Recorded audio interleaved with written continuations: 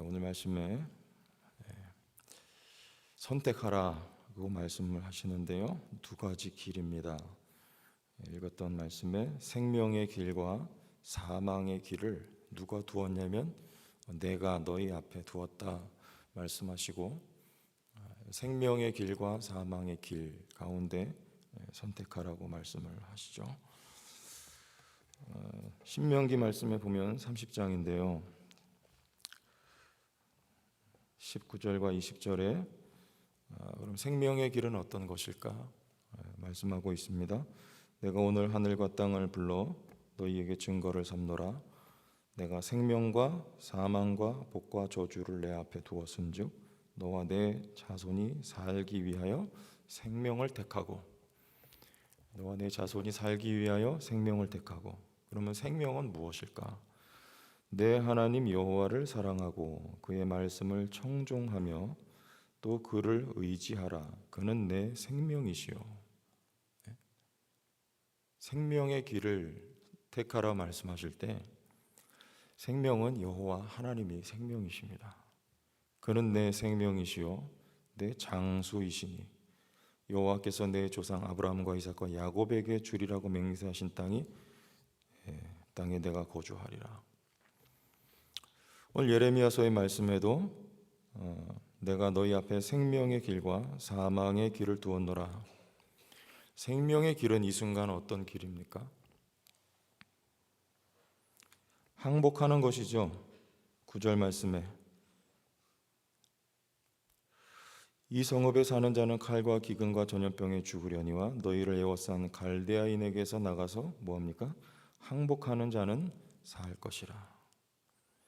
10절에 여호와의 말씀이니라. 내가 나의 얼굴을 이 성읍으로 향하는 복을 내리기 위함이 아니요 화를 내리기 위함이라. 지금 이 순간 하나님의 뜻은 항복하는 것입니다. 그러나 이스라엘 백성들, 특히 이스라엘의 주권자들은요, 끝까지 나라를 위하여 항전하는 것이라고 생각하는 거예요. 나라를 사랑하니까, 나라를 살려야 되니까, 구해야 되니까. 하나님의 뜻은 정반대죠. 따라서 예레미야가 이런 말씀을 전할 때 예레미야는 반역자로 몰리기까지 합니다. 자꾸만 항복하라고 하니까요. 그러나 하나님의 뜻은 항복하는 거예요. 결정됐습니다. 재앙을 내리는 것이 화를 내리기 위함이라. 왜 그렇습니까? 포로로 끌려가야 되죠. 그리고 그 이후로 70년을 포로살이를 해야 됩니다.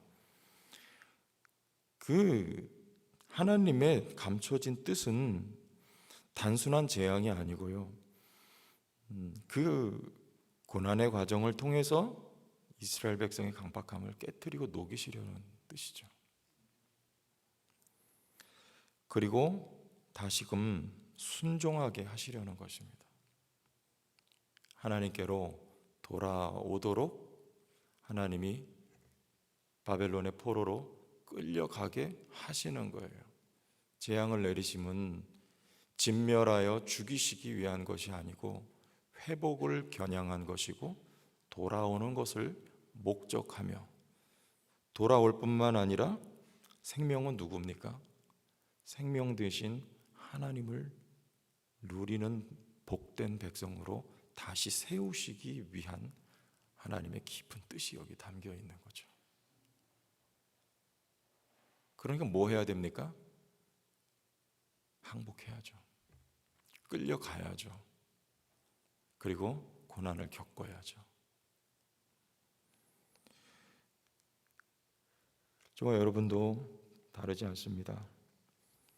그 어떤 순간에도 우리는 순종해야 돼요. 왜 그런 찬양 있잖아요. 왜 나만 겪는 고난이냐고. 원망하지 마세요. 우리는 때로 이해할 수 없는 일들을 만납니다. 그때라도 순종해야 되는 거예요. 이해할 수 없는 일을 만날 때, 왜 나에게 이런 일이? 그러나 하나님 뜻이 있는 거예요. 나를 다시 세우기 위함이고, 나의 강박감과 교만함과 나도 알지 못하는 나에게 깎여져 나가야 될 부분을 하나님이 깎아내고 다듬어서 지금보다 더 나은 하나님의 백성과 자녀답게 만들어서 하나님이 어떤 분임을 알고 깨달아 주님께 더욱 가까워지며 돌아오게 되며 우리의 영원한 생명 되신 하나님을 누리는 백성으로 만드시려는 하나님의 뜻이 담겨 있습니다. 그래서 로마서는 이렇게 말하죠. 다만 이뿐 아니라 우리가 환난 중에도 즐거워하나니. 무엇 중에도요? 환난 중에도. 이는 환난은 인내를, 인내는 연단을, 연단은 소망을 이루는 줄 알미로다. 바울은 말해 환난 중에도 즐거워하는. 인내는 연단을, 연단은 소망을 이루게 되는 것입니다. 여러분이 어떤 삶의 형편과 위치에 있든지 간에 저는 모르죠. 그러나 하나님은 아세요. 인도하시는 분이 하나님이시기 때문에 그렇습니다. 곤란하게 되고 힘들고 어려운, 참으로 인내하기 어려운 상황이라 하여도 거기에 순종해야 됩니다. 따라가야 돼요. 그리고 충분히 겪어내야 됩니다. 그로써 우리에게 소망이 이루어지는 거예요. 11절 이하에 말합니다. 이제는 대상이 유다 왕의 집에 대한 여호와의 말을 들으라. 여호와께서 이와 같이 말씀하시니라. 다윗의 집이여, 너는 아침마다 정의롭게 판결하여 탈취당한 자를 압박자의 손에서 건지라. 그리하지 아니하면 너희의 악행 때문에 내 분노가 불같이 일어나서 사르리니 능히 끌 자가 없으리라. 이제 유다 왕의 집에 대하여 또는 12절에 다윗의 집에 대하여 하나님의 말씀이 선포가 됩니다. 어떻게 하라는 겁니까? 정의롭게 판결하여, 정의롭게 다스리라는 말이죠. 그리고 탈취당한 자를 압박자의 손에서 건지라. 이게 무슨 사회 정의 그런 얘기가 아닌 것 같고요. 하나님이 이 열왕기서를 쭉 읽어보면요, 이 왕들의 치명적인 실수는 다윗이 했던 실수하고 같은 거예요. 우리 설교 중에 수차례 말씀을 드리지만 다윗이 했던 실수 두 가지잖아요. 바세바 그리고 인구조사한 거.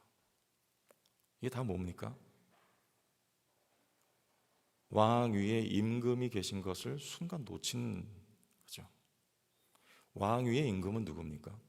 하나님이죠. 하나님이 다윗을 세운 것은요, 다윗이 하나님의 마음에 합한 왕이라는 뜻은 그거예요.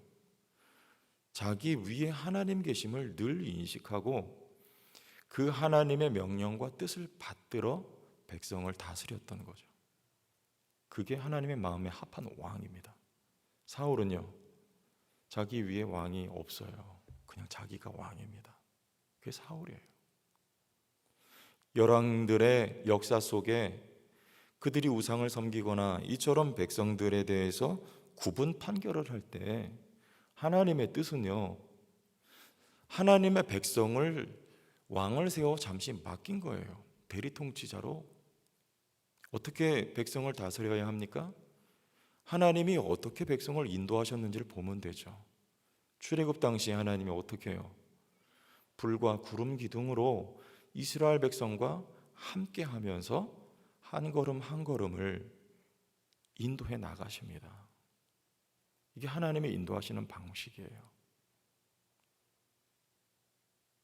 모세에게도 하나님 말씀하시고 여호수아에게도 그렇게 하라고 말씀하시는 거예요.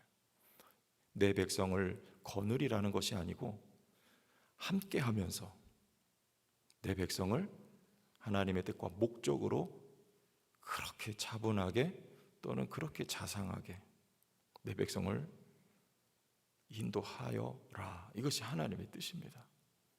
백성을 사랑함으로 섬김으로 그렇게 다스려야 되는 거예요. 불기둥이 앞으로만 가는 것이 아니고요, 때로는 백성 뒤에 서서 앞에서는 불기둥이 인도하고 뒤에서는 구름기둥이 백성을 안위하면서 앞과 뒤로 감싸서 출애굽을 시켰듯이 그렇게 내 백성을 사랑하여 내 백성과 함께하며 내 백성을 인도하는 것, 이게 하나님 세우신 왕의 직분이며 사명인데 어떻게 했습니까? 정의롭게 판결하지 않았죠. 그리고 압박했던 거예요. 불의로웠어요. 그래서 그들을 건지라는 것은 다른 말이 아닙니다. 하나님과의 관계죠. 왕은 그 위에 하나님 계신 것을 알고 그리고 그 하나님의 뜻대로 자기 백성들을 옳은 길로 인도하여 내는 것, 누구에게로요? 생명 되신 하나님께로 인도하는 것이 왕의 사명이에요. 지금 어디로 인도하여 갑니까? 우상에게 끌고 가잖아요. 여러분 다 그리스도 안에서 왕인 것을 믿으십니까? 베드로전서 2장 9절에 너희는 왕 같은 제사장. 내가 왕이 아니고요, 여러분 위에 하나님 계신 것을 늘 인식하세요. 나의 왕이신 주를, 그리스도를 내 안에 늘 왕좌의 그리스도께서 거하게 하셔서 그분의 인도를 따라 여러분의 삶이 생명 되신 하나님께로, 성령의 감동을 따라 우리의 오늘의 하루의 시간이 생명 되신 하나님께로 인도함 받을 수 있는 여러분들이 되기를 바랍니다. 그러면 여러분의 왕은 누구예요? 예수 그리스도예요. 기억하세요. 그 길을 따라가야 우리가 생명 되신 하나님을 누리는 복된 삶이 되는 것이죠. 13절에 여호와의 말씀이니라. 골짜기와 평원 바위의 주민아 보라, 너희가 말하기를 누가 내려와서 우리를 치리요, 누가 우리의 거처에 들어오리요 하거니와 나는 내 대적이라. 대적이 될 수밖에 없어요. 하나님이. 왜요? 어디로 피합니까? 골짜기와 평원 바위의 주민아 보라, 너희가 말하기를, 여기 어디입니까? 예루살렘 성이에요. 예루살렘 성이요, 골짜기에 둘러싸여 있는 예루살렘, 그리고 평원 바위에, 여러분들 성지순례 가면 보세요. 저는 안 가봐서 이게 성경의 정보만 가지고 말씀드립니다만, 못 가셔도 기회가 되면 한번 제가 설명드릴게요.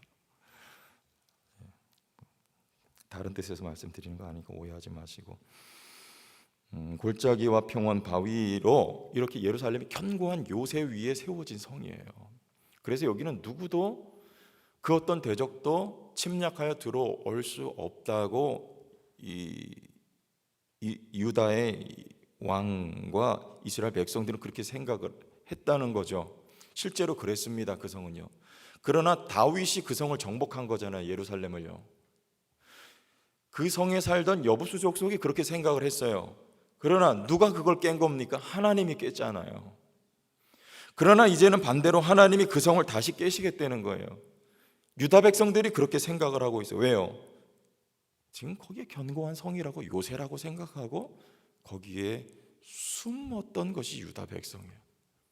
하나님은 그거 깹니다. 여러분이 오늘 어디에 숨어 있습니까? 무엇을 방패 삼아, 무엇을 힘 삼아 살아가고 있습니까? 하나님은 그것을 깨뜨려 버리세요. 나는 내 대적이라.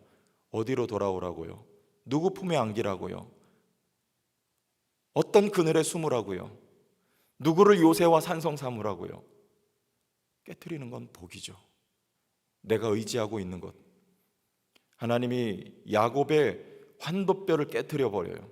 야곱이 의지하고 있었던 자기의 힘을 하나님이 깨뜨려 버려요.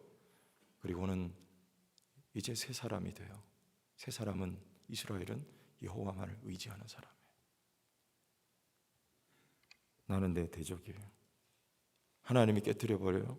그리고 마지막 절에 내가 너희 행위대로 너희를 벌할 것이요, 내가 또 수풀에 불을 놓아 그 모든 주위를 사르리라. 여호와의 말씀이니라.